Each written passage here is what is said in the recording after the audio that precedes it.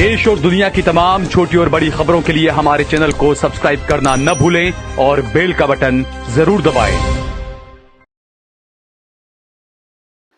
नमस्कार दोस्तों, स्वागत है आपका देश लाइव में और आपके साथ मैं हूं आशिमा त्यागी। संयुक्त राष्ट्र महासभा के हालिया सत्र में कुछ ऐसा दृश्य देखने को मिला जिसने पूरी दुनिया को झकझोर कर रख दिया और आज हमें इस पर चर्चा करने के लिए भी मजबूर कर दिया। दोस्तों, गजा के कातिल कहलाए जा रहे इजराइल के प्रधानमंत्री बेंजामिन नेतन्याहू जैसे ही अपना भाषण देने के लिए मंच पर पहुंचे तो दर्जनों देशों के प्रतिनिधि उठकर सभागार से बाहर चले गए। ये कोई मामूली विरोध नहीं था, बल्कि ये पूरी अंतरराष्ट्रीय बिरादरी का वो गूंगा और शांत लेकिन बेहद शक्तिशाली जवाब था जो इजराइल की निर्दयी नीतियों और गजा में हुए नरसंहार के खिलाफ एक प्रतीक बन गया। ये दृश्य हमें बताता है दोस्तों कि अब दुनिया के देश खुलकर नेतन्याहू की युद्ध नीतियों से दूरी बना रहे हैं और फलस्तीन के साथ बढ़ते समर्थन का जो संकेत है वो यहां पर दे रहे हैं। आज हम इसी पर चर्चा करेंगे। चर्चा में आगे बढ़े उससे पहले अपील, इंसाफ की आवाज को बुलंद करने के लिए और सच्ची पत्रकारिता के लिए हमारा सहयोग करें। साथ ही डिस्क्रिप्शन में दिए गए लिंक को ओपन कर ज्वाइन बटन दबाकर आप हमसे यानी देश लाइव से सीधा जुड़ सकते हैं। दोस्तों हम बात कर रहे हैं नेतन्याहू की, इजराइल की। ये वही नेतन्याहू हैं जिन्होंने पिछले एक साल में गजा पर इतने बम बरसाए, इतना कहर बरपाया कि 40,000 से ज्यादा लोग मारे जा चुके हैं, जिनमें 70% से ज्यादा महिलाएं और बच्चे हैं। अस्पताल, स्कूल, शरणार्थी कैंप तक को बख्शा नहीं गया। संयुक्त राष्ट्र की एजेंसियां तक बार बार चेतावनी देती रही कि गजा अब रहने लायक जगह नहीं बचा है और इसी नरसंहार के मुख्य जिम्मेदार नेतन्याहू जब शांति और सुरक्षा की बात करने मंच पर पहुंचे तो देशों का बहिष्कार एक नैतिक प्रतिक्रिया बन गया। मंच जो कभी युद्ध और शांति के बीच संवाद का प्रतीक था, वहीं आज जब नरसंहार का आरोपी नेता बोलने आता है तो सभागार खाली कर दिया जाता है। कनाडा, आयरलैंड, नॉर्वे, बेल्जियम और कई लैटिन अमेरिकी देशों के लिए के जो डेलीगेट्स हैं वो पहले ही बाहर निकल गए। यहां तक कि कुछ अफ्रीकी और एशियाई देशों के प्रतिनिधियों ने भी नेतन्याहू के भाषण का बहिष्कार कर एक स्पष्ट संदेश दिया, एक सख्त लहजा दिखाया कि अब दुनिया उस इजराइल को सामान्य राज्य की तरह नहीं देखेगी जो मानव अधिकारों को रौंद कर सत्ता चला रहा है। इसलिए आज हम इस पर चर्चा कर रहे हैं दोस्तों। इसलिए इस पर चर्चा करना, बात करना जरूरी हो जाता है। ये बहिष्कार जो हमने देखा दरअसल दो बहुत बड़े बदलावों की ओर इशारा करता है। पहला, पश्चिमी देशों के भीतर भी अब इजराइल के प्रति आंख मूंदकर समर्थन करने की नीति पर सवाल उठने लगे।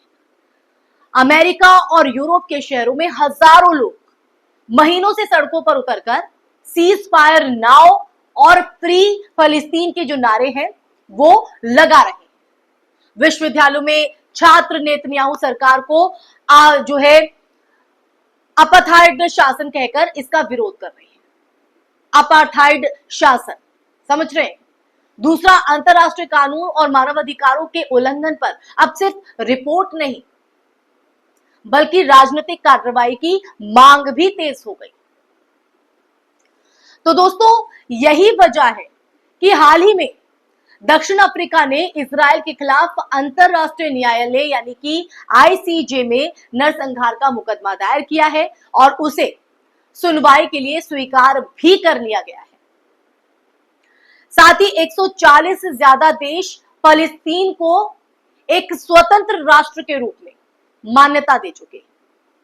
फ्रांस, कनाडा और ऑस्ट्रेलिया जैसे देश जो कभी इजराइल के करीबी माने जाते थे, अब खुलकर दो राज्य समाधान और फलस्तीनी राष्ट्र के पक्ष में बोल रहे हैं। ऐसे में नेतन्याहू का भाषण न सिर्फ अप्रासंगिक बल्कि अंतरराष्ट्रीय समुदाय के सामने एक अपराधी की सफाई जैसा लग रहा था। नेतन्याहू के अगर रवैये की बात करें तो नेतन्याहू का रवैया भी कम अहंकारी नहीं था। उन्होंने फिर वही पुराना झूठ दोहराया कि इजराइल सिर्फ आतंकवाद से लड़ रहा है और अपनी सुरक्षा की रक्षा कर रहा है। लेकिन सवाल यहां पर दोस्तों ये है कि सुरक्षा के नाम पर बच्चों को जलाना, अस्पतालों पर बम बरसाना और पूरे के पूरे शहर को मलबे में तब्दील कर देना कब से सुरक्षा कहलाने लगा? दुनिया अब इस प्रोपेगेंडा को स्वीकार करने को तैयार नहीं है, इस सच को समझ चुकी है। यही वजह है कि मंच पर नेतन्याहू का भाषण जितना लंबा चलता गया, सभागार उतना ही खाली होता चला गया। इस पूरे घटनाक्रम का सबसे बड़ा राजनीतिक महत्व यही है कि गजा की जंग अब सिर्फ इजराइल बनाम हमास नहीं रही, बल्कि अगर देखा जाए तो ये अंतरराष्ट्रीय जनमत बनाम एक युद्ध अपराधी सरकार की लड़ाई बन गई। नेतन्याहू चाहे जितनी बार हम पीड़ित हैं की कहानी सुनाए, लेकिन मरने वाले बच्चों की लाशें अब उस झूठ को ढक नहीं सकती हैं दोस्तों। जब संयुक्त राष्ट्र जैसे मंच पर नेता बोल रहा हो और सभागार खाली हो जाए, तो ये सिर्फ बहिष्कार नहीं होता है, ये उस नैतिक दिवालियेपन का सार्वजनिक प्रमाण भी होता है जिसे नेतन्याहू की सरकार ने अपनाया है। और आखिर में आज की इस चर्चा में ये दृश्य की अगर बात करें, ये जो झलक हमने देखी इतिहास में दर्ज होगा। जैसे दक्षिण अफ्रीका के रंगभेदी शासन के दौर में हुआ था, वैसे ही नेतन्याहू की सरकार को अब वैश्विक बहिष्कार का सामना करना पड़ रहा है। सवाल दोस्तों ये नहीं है कि कितने देश बाहर चले गए, सवाल ये है कि अब कितनी देर तक दुनिया चुप रहेगी। क्या ये बहिष्कार आने वाले समय में इजराइल पर अंतरराष्ट्रीय प्रतिबंधों और युद्ध अपराधों की जो जांच की ओर पहला कदम साबित होगा?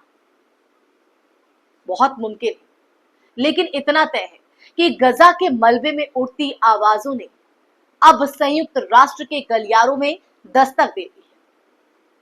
और जब न्याय की मांग इतनी बुलंद हो जाती है, तो कोई नेतन्याहू, कोई सत्ता और कोई हथियार उसे रोक नहीं सकता। इसी के साथ इस चर्चा में फिलहाल के लिए बस इतना ही दोस्तों।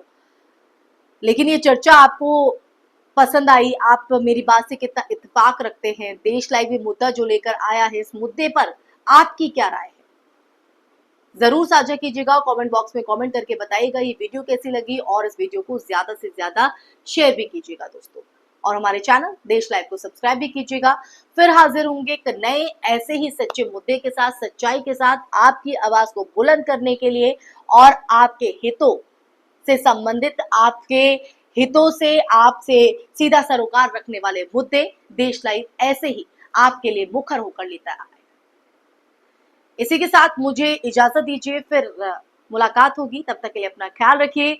जय हिंद, जय भारत, नमस्कार।